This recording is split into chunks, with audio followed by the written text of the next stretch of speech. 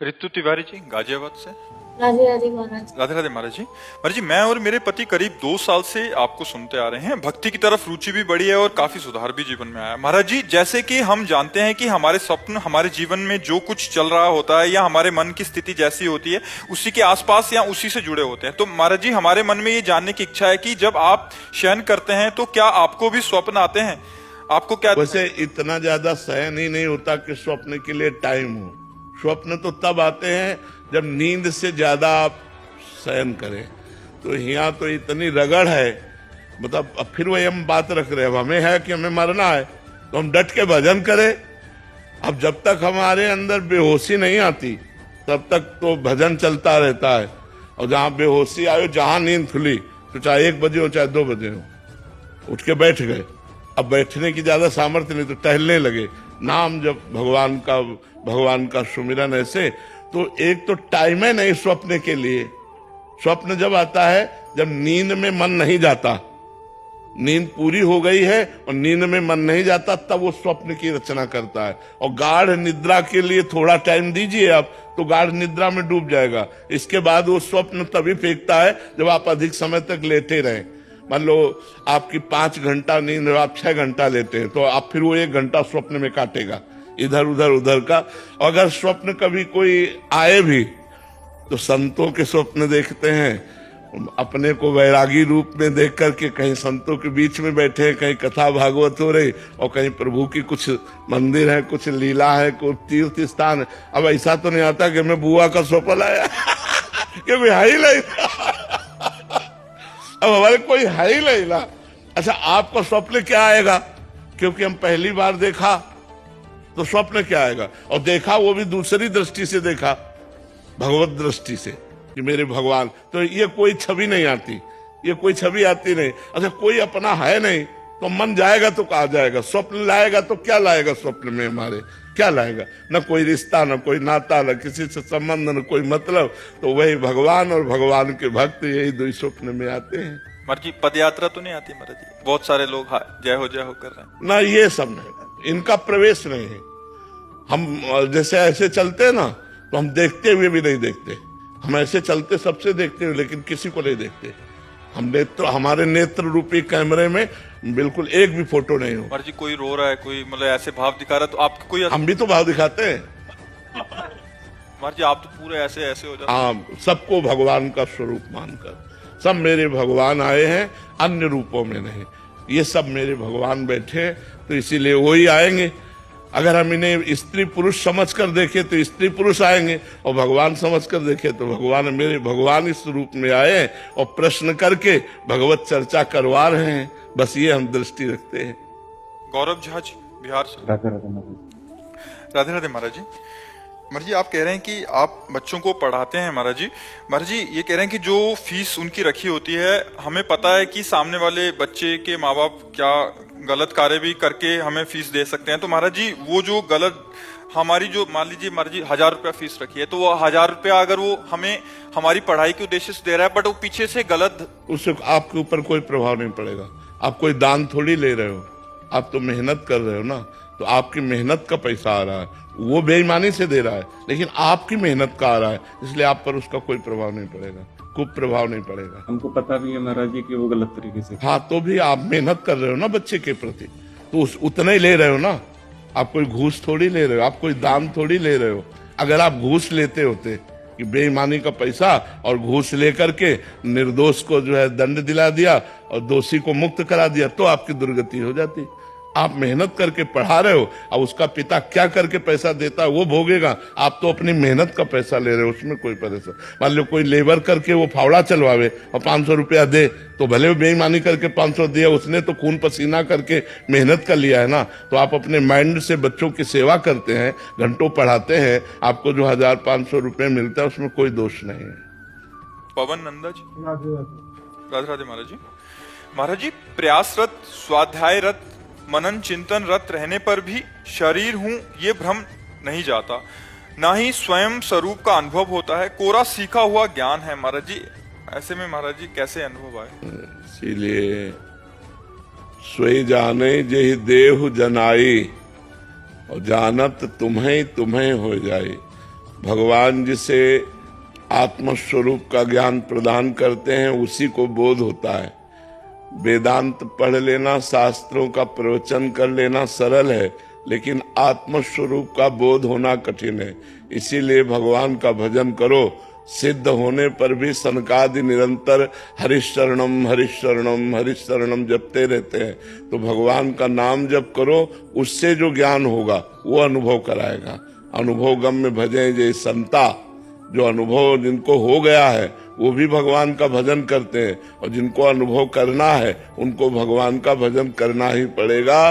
बिना भगवान के भजन के ब्रह्म बोध नहीं हो सकता। आप वेदांत पढ़ लो, लेकिन बिना भजन के बोध नहीं होगा। भगवान ही बोध कराते हैं। सोई जाने जिहि देव जनाई, जानत तुम्हें तुम्हें हो जाए। वही जानता है जिसे आप जना देते हो, और जो आपको जान जाता है वो आप में हो जाता है। ब्रह्मविद ब्रह्मैव भवति, जो ब्रह्म को जान लेता है वो ब्रह्म स्वरूप हो जाता है। तो केवल पढ़ने से या सुनने से, नायमात्मा प्रवचने न लभ्या न मेधया न बहुना श्रुतेन, बहुत बुद्धिमान हो, बहुत प्रवचन कर लेता हो, बहुत प्रवचन सुन लेता हो, इससे आत्मबोध नहीं होता। डट के भजन करो, आत्मबोध हो जाएगा, शरीर राग नष्ट हो जाएगा। बारी मथे घृत होए बरु, सिकता ते तेल, बिनु हरि भजन न भवतरी, या सिद्धांत पेल। बालू पेलने से चाहे भले तेल हो जाए, पानी मथने से भले घी निकल आवे, असंभव, लेकिन ऐसा भले हो जाए, पर बिना भजन के कोई इस अज्ञान रूपी संसार सागर से मुक्त नहीं हो सकता। इसलिए भजन अनिवार्य है। जितना भजन करोगे उतने ही भगवत तत्व का बोध होगा। भगवत तत्व का बोध बिना भजन के नहीं होता है। इसीलिए देखो, बोध प्राप्त जितने संत महापुरुष हैं सब भगवान के भजन में लगे हुए हैं। नहीं, बोध प्राप्ति के बाद कोई कार्य तो नहीं रह जाता, पर फिर भी वो भगवान की लीला कथा सुनते हैं, भगवान की लीला कथा कहते हैं, भगवान के चिंतन में रहते हैं, तभी वो वास्तविक ब्रह्मबोध माना जाता है। देखो, सुखदेव जी महाराज हर समय 18,000 श्लोक का मनन करते रहते हैं। भगवान शंकर जी कोई न कोई कथा वार्ता चलती रहती है, भगवान के चिंतन में रहते हैं। सनक सनंदन सनातन सनत कुमार चारों ब्रह्म ऋषि में एक प्रवक्ता बन जाता है, 3 श्रोता बन जाते हैं, भगवत चर्चा चलती रहती है। तो भगवान की लीला कथा सुनना, भगवान का नाम जप करना, इसी से ब्रह्मबोध होता है। बिना भगवान के चरणों का आश्रय लिए कोई अहम ब्रह्मास्मि का अनुभव नहीं कर सकता। डॉक्टर स्वातिका पूना से। श्री हरिवंश गुरुदेव भगवान। महाराज जी, मैं आपकी शरणागत हूँ। मैंने सत्संग में सुना है कि गुरु के चरणों में पूर्ण समर्पण कर देना होता है। पूर्ण समर्पण का सटीक तरीका क्या है? पूर्ण समर्पण हुआ तो है, इसकी कसौटी क्या है? सबसे बड़ी इसकी कसौटी है कि हमारा मन भगवान को नहीं भूलेगा। हर समय भगवत स्मृति चलेगी, क्योंकि जहाँ हमारा मन समर्पित होता है उसी का चिंतन होता है। अगर हमारा मन शरीर में समर्पित है तो चिंतन शरीर का होगा, भोगों में है तो भोगों का होगा, शरीर संबंधियों में है तो शरीर संबंधियों का होगा, भगवान में है तो भगवान का होगा। गुरु और भगवान दो नहीं है, एक ही बात है। गुरु का चिंतन, भगवान का चिंतन, भगवान का चिंतन, गुरु का चिंतन एक ही है। हमारा यदि अखंड और अनन्य चिंतन हो रहा है तो हमारा समर्पण है, और अगर हमारा चिंतन नहीं हो रहा तो ये सब बाहरी बातों को समर्पण नहीं माना जाता। बाहरी बातों का समर्पण नहीं, समर्पण चिंतन का। जैसे मीरा जी कह रहे, मेरे तो गिरधर गोपाल दूसरों न कोई, जाके सिर मोर मुकुट मेरो पति सोई। एकमात्र भगवान से प्रीता, ये समर्पण है। गुरु क्या कराते हैं? गुरुदेव अपने आत्मस्वरूप भगवान में प्रेम कराते हैं, उनका नाम देते हैं, उनका मंत्र देते हैं, उनकी सेवा देते हैं, उनकी उपासना देते हैं। उपासना के द्वारा वासना का नाश करके भगवान में प्रेम करो, यही गुरु का समर्पण है। गुरु के समर्पण का मतलब अन्य कुछ ना लिया जाए, यही समर्पण का फल है कि वो परमात्मा साक्षात्कार के योग्य हो जाए, वो निरंतर भजन परायण रहे। आयुष गुप्ता जी। राधे राधे गुरु। राधे राधे महाराज जी। महाराज जी, तुलसीदास जी महाराज जी कहते हैं कि संत हृदय दर्पण समाना। नहीं, दर्पण समाना, नवनीत समाना।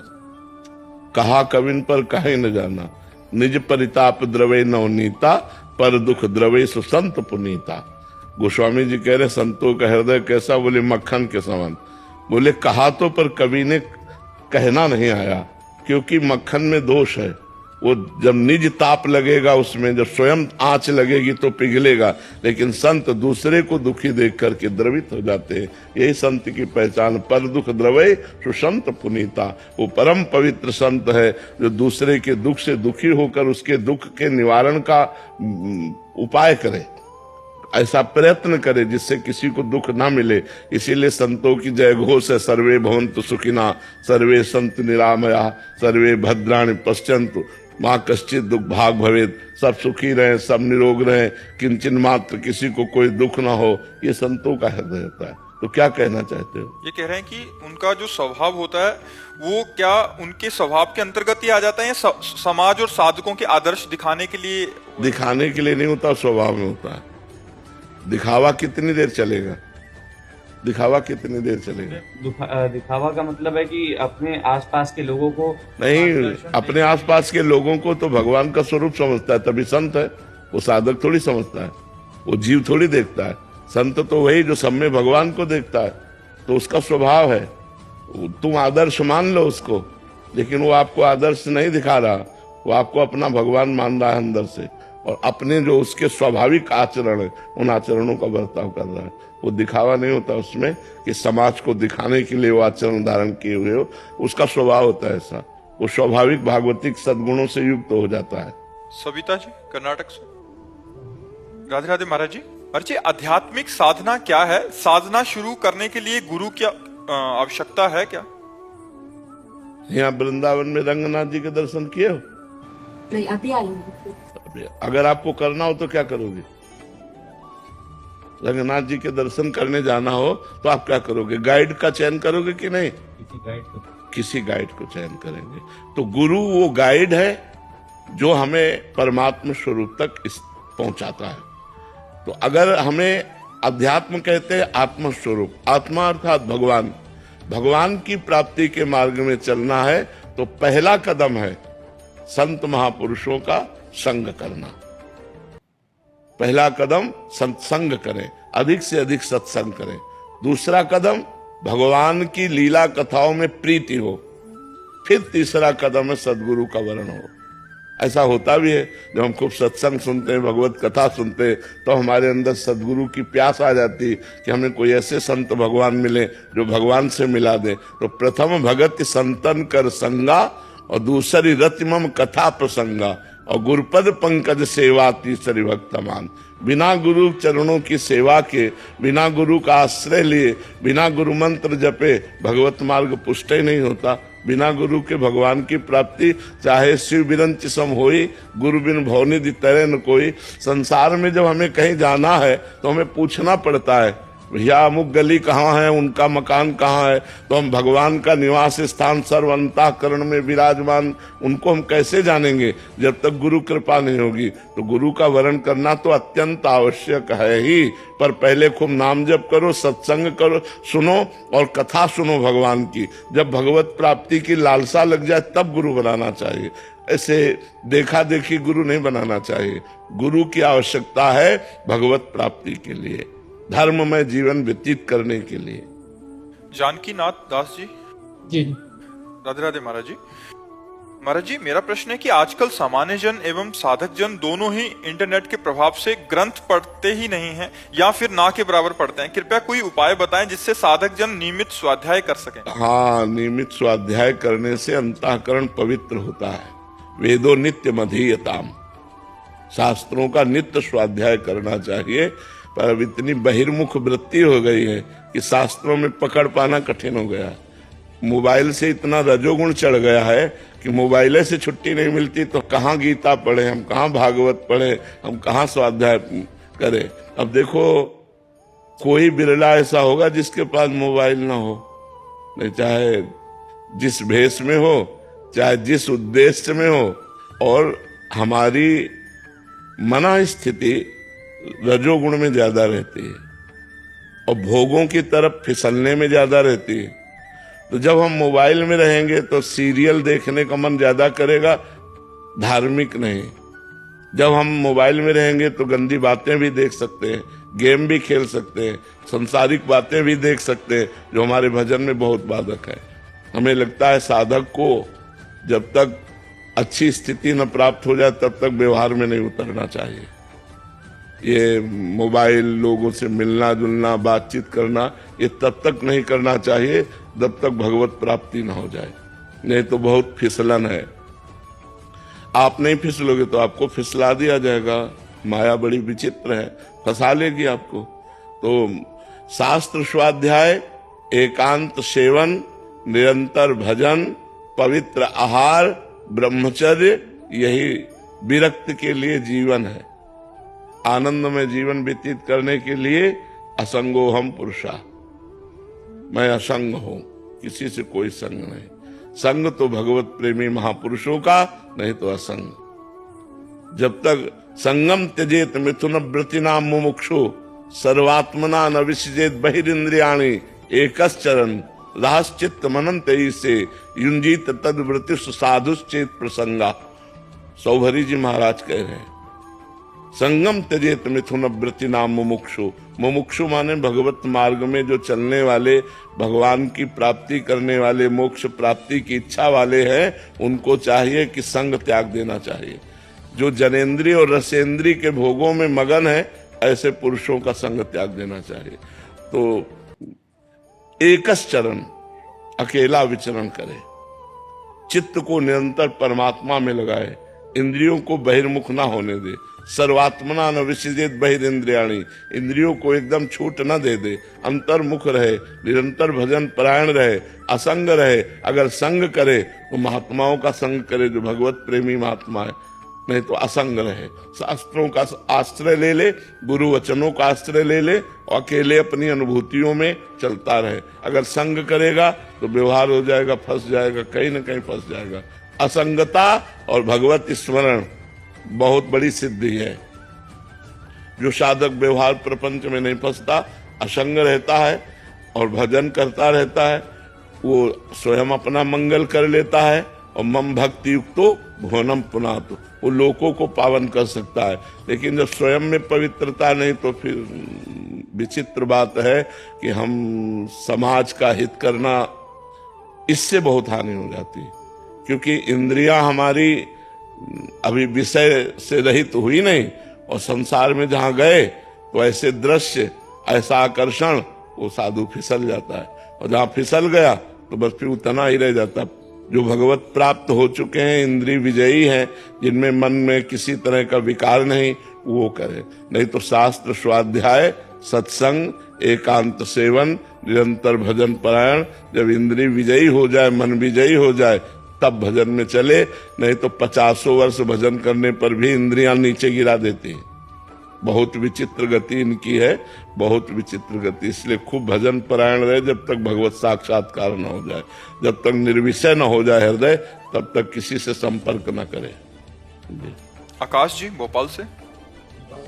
राधे राधे महाराज जी। महाराज जी, जब जन्माष्टमी, रामनवमी या कोई भी त्योहार आता है, तो उस समय मेरा मन उस भगवान की तरफ ज्यादा झुकता है और पहले के भगवान के प्रति भाव कम हो जाता है। किसी भी एक भगवान के नाम के प्रति भाव स्थिर हो। प्रारंभिक साधना में यही होता है, प्रारंभिक ऐसा ही होता है। लेकिन जब साधना रंग लाती है तो फिर एक में आ जाती है। जब प्यार होता है तो फिर एक में हो जाता है, प्यार अनेक में नहीं होता। जब तक अनेक में रहता है तब तक साधना रंग नहीं लाती है। जैसे हम भी शुरू किए थे, जब हनुमान चालीसा, शिव चालीसा, राम रक्षा स्तोत्र, वो सब ऐसे शुरू होता है।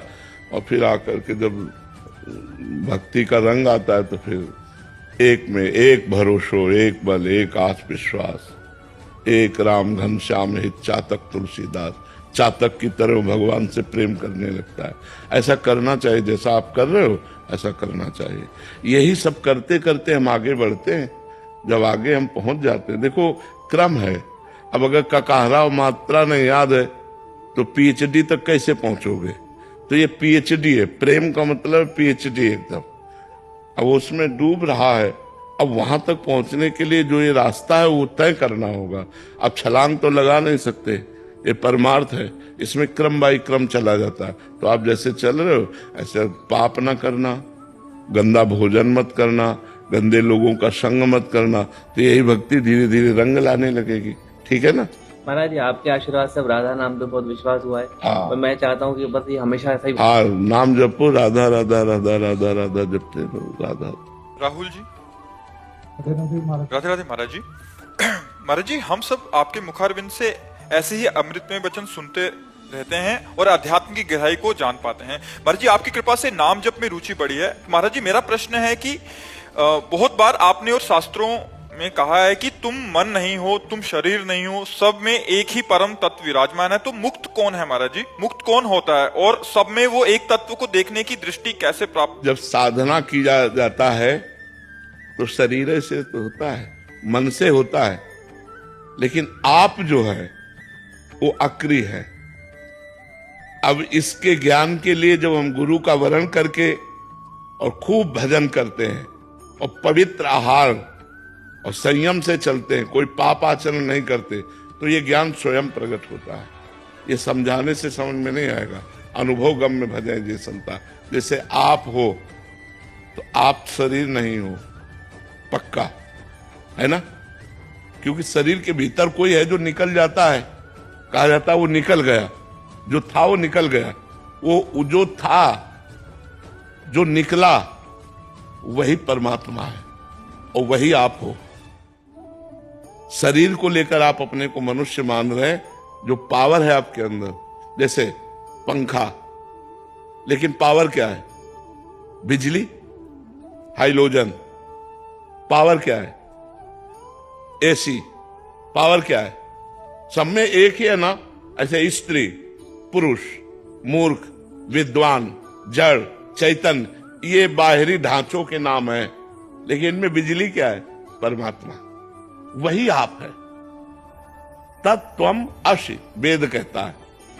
तत् माने जिस परमात्मा को तुम अलग समझ रहे हो, त्वम माने तुम, असि माने है, वो तुम ही हो। अब अपने को हम मनुष्य मान रहे हैं। अब हमें साधना करनी पड़ेगी इनके त्याग की, और जहां इनका त्याग हुआ अंदर से शरीर का राग का, तो आप खुद देखेंगे आप ब्रह्म स्वरूप हो जाएंगे, आप भगवत स्वरूप हो जाएंगे। देखो अपने यहाँ संतों को नहीं कहा जाता अरे यार ये तो साक्षात भगवान है, नहीं कहा जाता। क्यों? क्योंकि वो भगवान में लीन हो गए, भगवान में तन्मय हो गए। तो अपने लोग भी कहने लगते हैं वो तो भगवान है, वो तो भगवान है।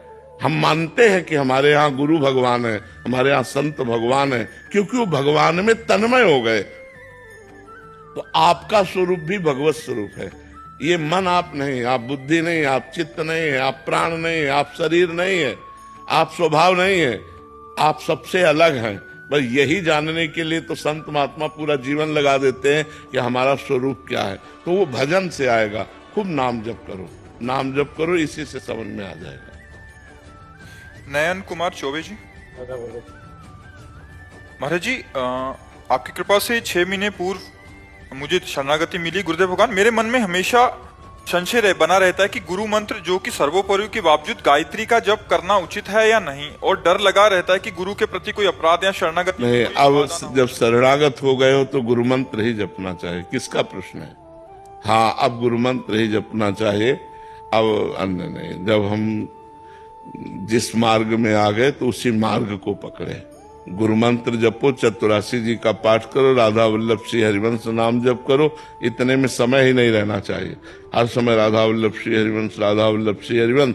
और जब पवित्र है तो गुरु मंत्र जप रहे हैं, और जब फिर चतुरासी जी पढ़ रहे हैं, फिर नाम जप कर रहे हैं, फिर मंत्र जप कर रहे हैं, फिर इसी को जीवन बना लो तो एक मार्ग पुष्ट हो जाएगा। अब अलग अलग हमारे उपासना नहीं, अब सब आकर एक जगह मिल गई। जैसे पीपल के वृक्ष में की जड़ में पानी चढ़ा दो तो डाल पत्तों में सब जगह पहुंच जाता है। अब सबके मूल भगवान है। यदि भगवान का हम भजन कर रहे हैं तो सबका आराधन हो जाता है। मतलब अभी तो आप प्रारंभ किए हैं, अपने लोग तो ब्राह्मण के घर जन्म हुआ था तो गायत्री अनुष्ठान किए हैं, यज्ञोपवीत धारण करके, ब्रह्मचर्य व्रत लेकर के, 108 कुशा पकड़ करके पूरा सब, वो सब करते करते करते करते जब यहाँ आए तो सब छोड़ करके केवल श्री जी, केवल लालजू श्री जी उन्हीं चरणों में। तो बड़े भाग्य से उपासना मिलती है। अब उपासना में आ गए हो तो अब आ जाना चाहिए, अब इसी में जपना चाहिए, इसी में रहना चाहिए। संध्या काल में बैठे तो बस गुरु मंत्र का जप करें। आप गायत्री जी का विश्राम कर दो और गुरु मंत्र का जप करो। अभिजीत जी, श्री हरिवंश महाराज जी। महाराज जी, सही और गलत की पूरी जानकारी होने के बाद भी मन केवल गलत मार्ग पर ही जाता है महाराज जी। ऐसा है, ऐसा है, यही तो बड़ा विचित्र खेल है। बोले हमें जानकारी नहीं थी, गलती हो गई, तब तो बात समझ में आती। कामेश क्रोधेश रजोगुण समुद्भवा, ये काम ऐसा है, ये क्रोध ऐसा है, ये लोभ मोह मद मत्सर ऐसे हैं, चाहे जितना ज्ञान व्यान हो सब एक बगल में कर देते हैं, अपनी मनमानी करवा देते हैं। अगर बच सकता है तो भगवान बचाते हैं, भगवान का नाम बचाता है। इसीलिए हम सबसे कहते हैं नाम जप करो, नाम जप करो, राधा राधा राधा राधा राधा। नहीं तो जानकारी है लेकिन उसका प्रयोग नहीं है। प्रयोग के लिए बल चाहिए, वो अध्यात्म बल से, क्योंकि जानकारी का हम प्रयोग नहीं कर पा रहे। सबको जानकारी, बहुत जानकारी है, कोई ऐसा नहीं जिसको जानकारी ना हो। देखो, सबसे बड़ा ज्ञान संसार में सबको मरना है, ये जानकारी किसको नहीं। संसार में कुछ भी लेके नहीं जाना है, ये जानकारी किसको नहीं। अच्छे कर्म करोगे अच्छा फल मिलेगा, बुरे कर्म करोगे बुरा फल, ये किसको जानकारी ले।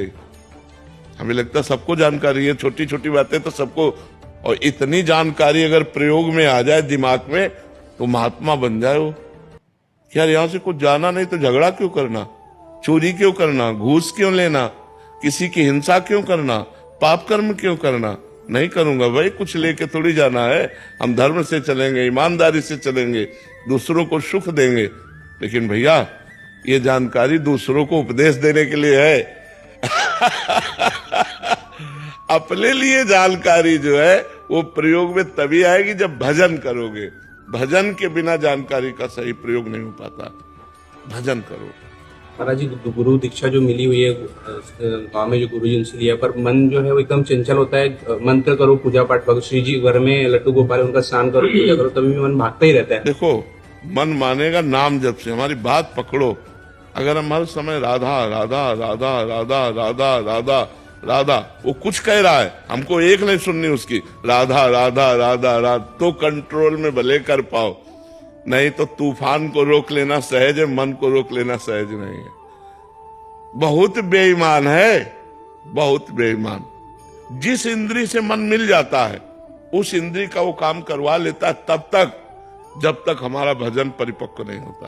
तो इसको देखा है, ये इतना बेईमान है, जो बात पकड़ ले वो हट करके हठी है, चंचल भी है और हठी भी स्वभाव का, जिद्दी स्वभाव का है। वो जिसकी हट पकड़ ले वो करवा के मानेगा। बहुत विचित्र है। इस सब लोग देख रहे हो, आप मन की दशा को तो देख रहे हो ना। हम एक दूसरे की गलतियां निकाल सकते हैं, लेकिन जो ईमानदारी से अपनी गलती देखें तो हमें दूसरे की गलती देखने की फुर्सत ही नहीं है। तो नाम जप के बिना हम मन को कंट्रोल नहीं कर सकते। जब हर समय परम पवित्र भगवान का मंगलमय नाम चलता है, राम राम राम राम, राधा राधा राधा राधा, कृष्ण कृष्ण कृष्ण, तो इससे जो पावर होता है वो पावर फिर रोकता है मन को, फिर रुचि नहीं रह जाती। आप नाम जप के देखिएगा, आगे चलकर ऐसा होगा कि खान पान और संसार की रुचि नहीं रह जाएगी। नाम जप, नाम जप से बात बनती है। नाम जप करो, जितना नाम जप करोगे उतना ही अपनी जानकारी का सही प्रयोग कर पाओगे। और नाम जप नहीं तो जानकारी सब है, लेकिन गलत कार्य रोक नहीं सकते। ये तीन ऐसी चीजें हैं जो बड़े बड़ों को फिसला देती हैं, कामिनी, कंचन और कीर्ति। ये तीन ऐसी हैं जो बड़े बड़ों को फिसला देती है। इसलिए नाम जप करो। नाम महाराज जी, इच्छाओं का आपका ये समन कैसे हुआ महाराज? नाम जप से, भगवान के नाम जप से। नाम जप करते करते करते करते अब वो जो कामना के लिए इच्छा रहती है, वो कामना वाली जगह नहीं रह गई, तो अब कोई इच्छा नहीं है। जो कुछ उचित आया उसको प्रसाद पा लिया शरीर पोषण के लिए, नाम जप के प्रभाव से अब कोई महत्व नहीं रह गया। अच्छा, वैसे चाहे थोड़ा महत्व रह ही जाता, लेकिन अब जब मरने का रोज हम अपनी तैयारी रखते हैं ना, तो कोई महत्व नहीं है, क्योंकि हमारी दोनों किडनी फेल है, अब डायलिसिस होता है, तो अब यह कि कभी भी मर सकते हैं, कुछ हमारा है नहीं, शरीर छूट ही जाएगा, तो एकदम एक मतलब शून्य में आ गए हैं। अब जैसे भगवान चलावे वैसे चलावे। अब कोई चाह नहीं है कि यार ये दवा मिल जाए या ये खाने को मिल जाए। अब पता है अब जाना है, अब जाना है, यहाँ से जाना है, तो बस जितना बन जाए परोपकार बन जाए, जितना बन जाए भगवान का भजन बन जाए, जितना बन जाए दूसरों को सुखी कर दे, बस यही एक भावना रह गई। और तो राधा राधा राधा। पर जी हमें भी पता है सबको कि जाना है, बट फिर हमारी क्यों रुचि उसी ओर है? क्योंकि अभी पक्का पता नहीं जाना है। आपको पक्का पता नहीं जाना है, यह कि अरे यार कहीं 70, 80, 90 में जाना है, हमें तो पक्का पता है कि अब जाना है। तो अब ये लगता है कि जैसे गाड़ी के पहिए टूट गए हैं, तो अब कितना चलेगी, कितना चलेगी, दोनों फेल है तो कितना चलेगी। टपनी लगी हुई महाराज। ये बात जरूर है, इस टपली लगी है, प्रियालाल की ठाकुर जी की कृपा की टपली लगी है, वो बिना पहिया के भी दौड़ा सकते हैं। मूकम करोति वाचालम पंगुम लंघयते गिरिम यत् कृपा तमहम वंदे परमानंद माधवम। वो मूक को वाचाल कर दे, पंगु को पहाड़ चढ़ा दे, वो बड़े करतुम करतुम अन्यथा करतुम है। मोहन मिश्रा जी हरदोई से। शेरगंज महाराज जी। महाराज जी मेरी उम्र 25 वर्ष है। आपकी प्रेरणा से ब्रह्मचर्य और नाम जप के माध्यम से अध्यात्म मार्ग पर पिछले कुछ महीनों से बढ़ने का प्रयास कर रहा हूँ। महाराज जी मुझे पूर्व में भोगों के प्रति रहे मलिन मन के प्रति खेद उत्पन्न होता है। मेरा सवाल है कि महाराज जी हमारे देश में ब्रह्मचर्य जैसे विषय पर बचपन से ही माता पिता और हमारी शिक्षा प्रणाली खुलकर चर्चा क्यों नहीं कर पाती? महाराज जी वर्तमान में ये कैसे संभव हो पाए? बहुत कठिन है बच्चा, जब उसको चर्चा करो तो लोग उसे दूषित बात समझते हैं। नहीं, जैसे कहा जाए अपने कि भाई आप लोग को एक अवसर मिला है। हमारे शास्त्र में जीवन को 4 भागों में बांट दिया गया है। पहला ब्रह्मचर्य, दूसरा गृहस्थ, तीसरा वानप्रस्थ और चौथा सन्यास। ये पूर्ण मानव जीवन की पूर्णता है। अब जब नींव ही ना होगी तो महल कैसे खड़ा हो जाएगा? मनुष्य जीवन की नींव है ब्रह्मचर्य। अब छोटे छोटे बच्चों में गंदी बातें आ गई हैं मोबाइल के कारण और कुसंग के कारण। हमारे सामने ऐसे ऐसे बच्चे हैं जो 12 वर्ष 13 वर्ष के हैं और हस्त मैथुन के शिकार हो गए, ये गलत आचरण में आ गए। तो अब उनका जीवन क्या खोखला हो जाएगा? जवानी आते आते वो अपने को खोखला कर देंगे। हमें लगता है कि जैसे पहले गुरुकुल जो होते थे तो उससे हमारे समाज का बहुत सुधार होता था कि बच्चे गुरु जी के यहाँ रहते थे तो वहाँ गुरुकुल में ब्रह्मचर्य की शिक्षा दी जाती थी।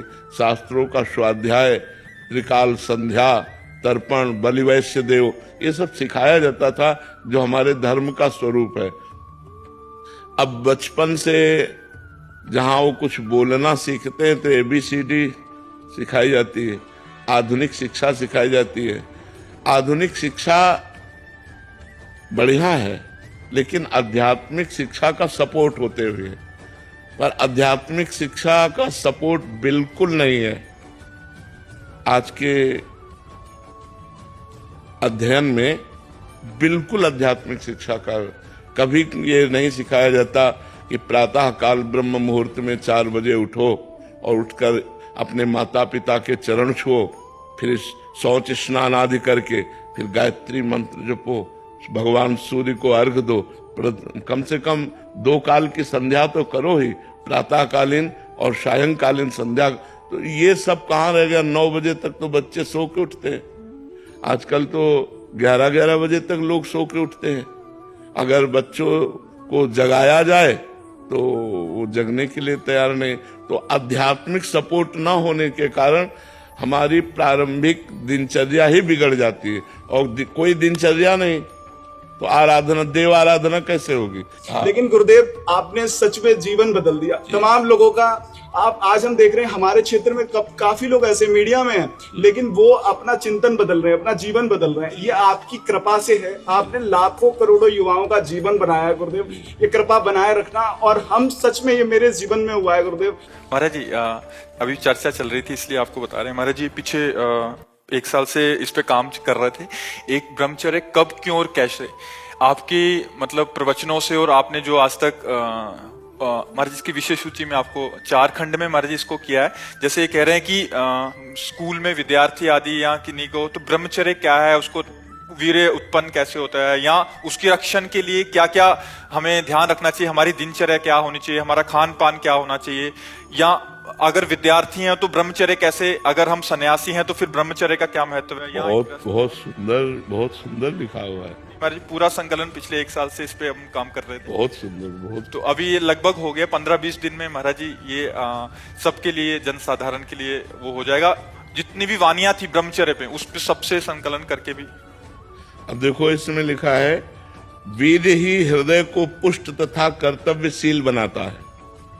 वीर से ही सर्वांग में जीवनी शक्ति संचालित होती है। जो वीरवान है, ब्रह्मचर्यवान है, वो बड़ा तेजस्वी होगा, मतलब आंतरिक उसकी स्फूर्ति बहुत होगी। वीर से ही मस्तिष्क शांत और विचार शक्ति संपन्न रहता है। ओवर थिंकिंग, जो निगेटिव चिंतन है, ये काटता है। जो ब्रह्मचर्य है वो गंभीरता और शांति प्रदान करता है। वीर से ही दृष्टि और श्रवण शक्ति स्थिर होती है। वीर से आपके जो वीरवान है उनके ज्योति नेत्र की और उनकी श्रवण शक्ति बड़ी पुष्ट होगी। वीर से निर्भयता आती है, वीर से स्वतंत्रता आती है, वीर से उत्साह बढ़ता है। वीरवान साहसी होता है, वीरवान पराक्रमी होता है, वीरवान आलस्य रहित होता है, वीरवान को रोग दबा नहीं सकता, वीरवान निर्बल नहीं हो सकता, उसके अंदर आत्मबल होता है, कलुषता नहीं होती, दंभ नहीं होता, पाखंड नहीं होता, अज्ञान नहीं होता और अविनय नहीं होता। वीरवान विनयी होता है। दुर्गुण दुराचार्य भाग जाते हैं जो ब्रह्मचर्य रहते हैं। जो वीरवान है वो हर कार्य की सिद्धि कर सकते हैं। जो ब्रह्मचारी है वो हर कार्य की सिद्धि कर सकते हैं। जो वीरवान है उससे पुष्ट और स्वस्थ संतान उत्पन्न होती है। जो वीरवान है वो सुंदर होगा, उसमें एक आकर्षण होगा, उसमें सभ्यता होगी, उसमें पवित्रता होगी, उसमें धैर्य होगा, उसमें पुण्य और सद्व्यवहार करने का स्वभाव होगा। वो जो कार्य करेगा वो पुण्यात्मक करेगा और सद्व्यवहार करेगा। कहने का सारांश है कि मनुष्य शरीर में वीर एक महाशक्ति है। जो इसका अधिक से अधिक संग्रह करता है वो उन्नति को प्राप्त होता है। बहुत सुंदर इसमें लिखा हुआ है। बड़े बड़े वैज्ञानिकों का मत है कि सृष्टि के प्रत्येक पदार्थ में कोई ना कोई सार तत्व अवश्य होता है। उसी तरह मनुष्य के शरीर का एक सर्वोच्च सार तत्व है वीर्य। इसके बिना वो एक क्षण भी सक्रिय नहीं रह सकता। तो जो व्यक्ति अज्ञान के कारण अपने वीर्य का क्षरण करता है, नाश करता है, उसमें बहुत से दोष उत्पन्न हो जाते हैं। ये बहुत सुंदर ग्रंथ है, बहुत सुंदर ग्रंथ है। ये जो सत्संग है हमारे, उन सत्संगों का इसमें संकलन किया गया है। इसमें ब्रह्मचर्य कब, क्यों और कैसे रहे। महाराज जी इसमें जो प्रश्न उत्तर भी साधकों के साथ हुए हैं आपके, जो ब्रह्मचर्य के ऊपर पूछे हैं, चाहे स्त्री साधक ने, वो भी उसका भी जो आपने उत्तर दिया है बहुत सुंदर किया। बहुत अगले 15-20-25 दिन में इसका हम जनसाधारण के लिए प्रिंट आउट के लिए, हाँ बिल्कुल, बहुत सुंदर। इससे नौजवानों को बहुत लाभ मिलेगा। हाँ बहुत, मतलब जो विद्यार्थी हैं या जो सन्यासी हैं, स्त्रियां हैं, पुरुष हैं, ग्रस्त में हैं, सबके लिए अलग अलग किस दशा में कैसे ब्रह्मचर्य को धारण करें। बहुत सुंदर। तो ये संक्षेप में और समझा दीजिए कि आगे कैसे हम लोग चलें। अभी तो चल रहे हैं लेकिन कभी कभी एकदम से वेग आता तो बड़ी समस्या होती है। आगे कैसे? उस समय नाम जप, नाम कीर्तन, ये दो ही बचाते हैं। काम का वेग तब हमको व्यथित करेगा, ध्यायतो विषयान पुंसास संगास तेषु उपजायते। जब हम भजन छोड़ देंगे और उसी विषय का चिंतन करने लगेंगे तब वो हमारी हालत खराब कर देगा।